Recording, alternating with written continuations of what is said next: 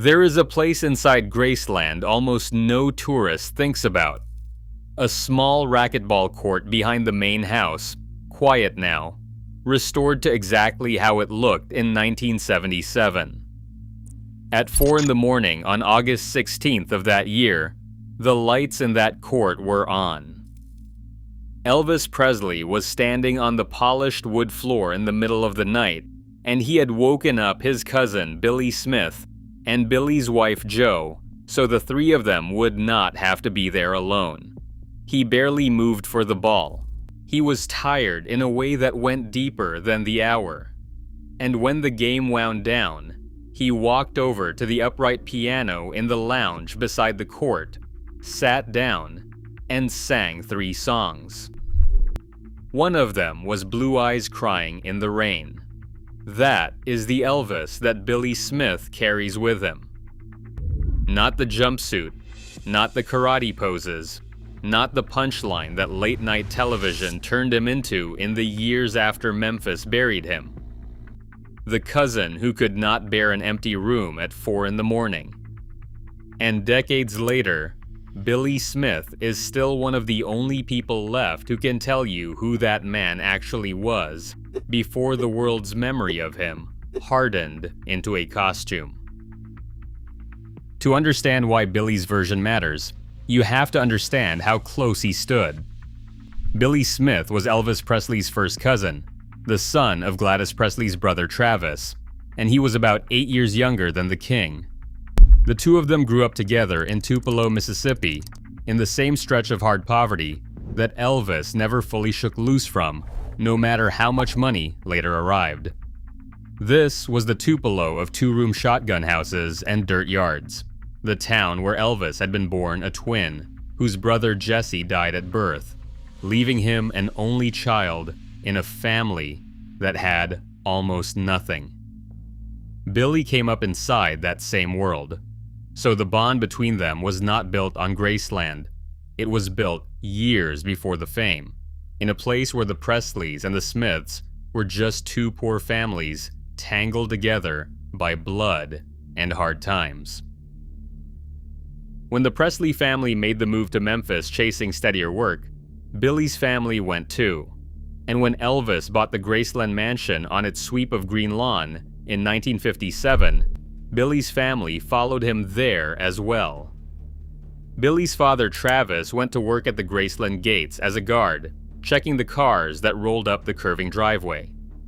Billy himself grew up on that property and eventually joined the loose brotherhood of friends and cousins that the Memphis newspapers would christen the Memphis Mafia, the men in dark suits who followed Elvis everywhere. Each of them had a role. Some handled money, some handled security, some simply kept the king company. Billy's role was the closest and the quietest of all.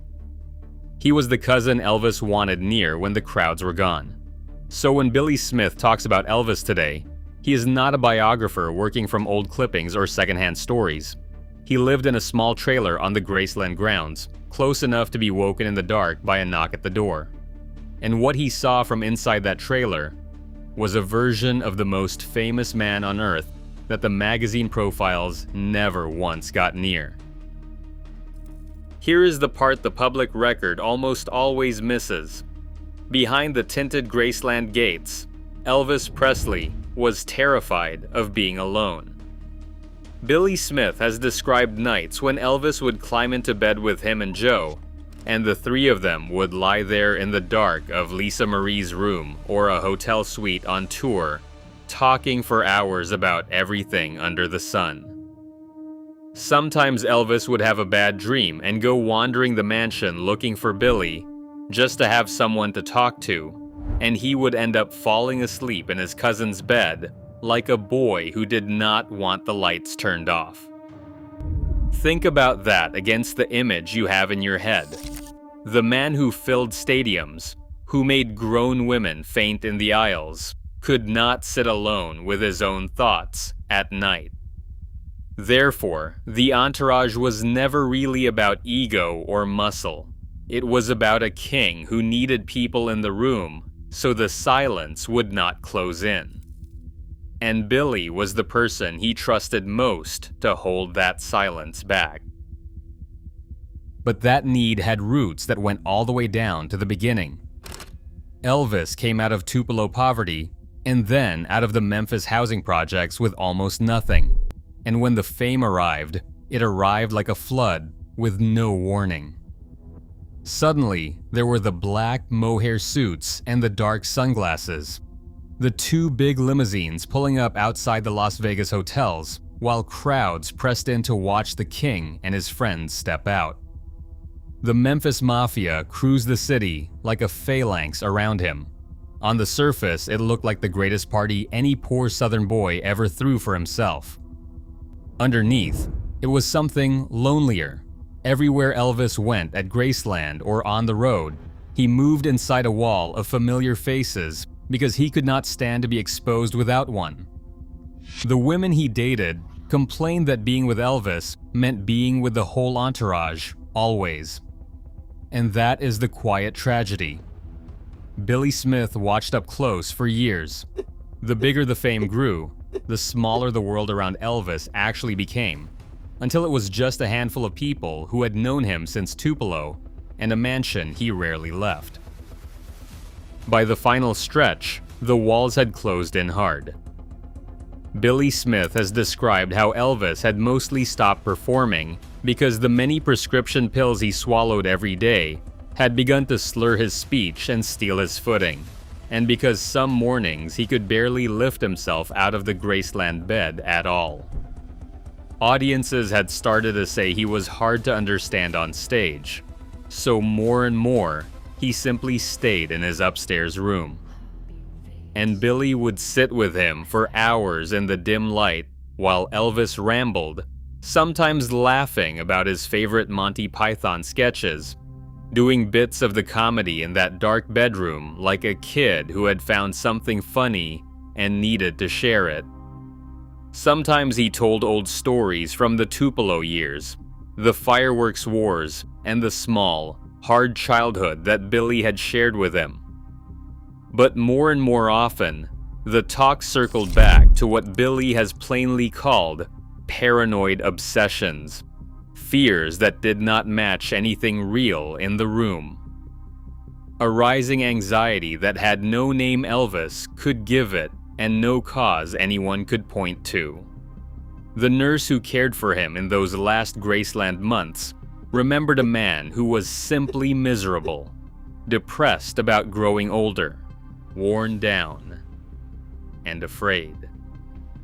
He missed the woman he had loved and found nothing to hold on to in the parade of 17 and 18-year-old girls his friends kept steering toward him. He had money enough to buy anything and a mansion full of people paid to say yes, and none of it reached the thing that was actually wrong. This was not the king on the album covers anymore. This was a frightened man in a shuttered room at the top of the stairs, and only a handful of people who had known him since the beginning were ever allowed close enough to see it. Billy was one of them. And he has never once pretended the ending was simpler than it was. And this is where the story Billy tells refuses to become the story everyone else tells. The world settled on a simple version of Elvis Presley's death. A bloated star, too many drugs, a sad and slightly ridiculous ending on a bathroom floor. That version is easy. It fits on a magazine cover, and it lets people feel a little superior to a man who had everything and wasted it. But the truth Billy Smith sat inside for years is harder and sadder than that. What killed Elvis was not just the pills in the medicine cabinet. It was decades of never being allowed to be an ordinary person. It was the loneliness of a man who needed his cousin in the next bed to fall asleep. It was fear of aging, fear of being forgotten, the slow erosion of someone who was loved by millions and known by almost no one. The prescriptions were the instrument, the isolation was the disease. And Billy is one of the last living witnesses who can say that out loud, because he was there for the part nobody photographed. Which brings us back to that racquetball court and the small hours of August 16th, 1977. Elvis had been out to a late dentist appointment near midnight and come home to Graceland unable to sleep, so around 4 in the morning, he did what he so often did. He reached for the people he trusted. He called over to Billy and Joe's trailer and asked them to come play. The three of them, along with his girlfriend Ginger Alden, stood on that court in the middle of the night while Elvis knocked the ball around, barely moving, catching himself once on the shin. After the last game, he sat at the upright piano in the lounge beside the court and sang Blue Eyes, Crying in the Rain, into the near-empty room, the final song of a life built on song. Then he got up and walked back toward the main house to wash his hair and finally try to sleep. Before he went, he said something to Billy and Joe, to the cousin who had grown up beside him in the dirt yards of Tupelo, and to the wife who had spent 1,000 ordinary nights talking with him in the dark of that trailer. He told them he loved them. Those were the last words Elvis Presley ever spoke to them. He climbed the stairs into the Graceland bedroom, and around the next afternoon, Ginger Alden found him collapsed on the bathroom floor. He was 42 years old. The paramedics from the firehouse in Whitehaven arrived to a mansion full of screaming and knew the moment they saw him that there was nothing left to do. The official cause was recorded as a heart problem, but the toxicology told the fuller story. More than a dozen drugs threaded through his system. The instrument, again, not the disease. The grief that followed was enormous, the kind that belongs to very few deaths. 15,000 people lined the road to the cemetery. More than 3,000 filed past the copper-lined coffin in the Graceland foyer. But for Billy Smith, standing among the pallbearers who carried his cousin out the front door as a tree limb cracked and fell in the yard, the loss was not a headline. It was the boy from Tupelo. It was the man who used to crawl into his bed after a nightmare. And in every interview he has given in the long years since, Billy has done the same stubborn thing. He does not lead with the pills or the collapse. He leads with the person.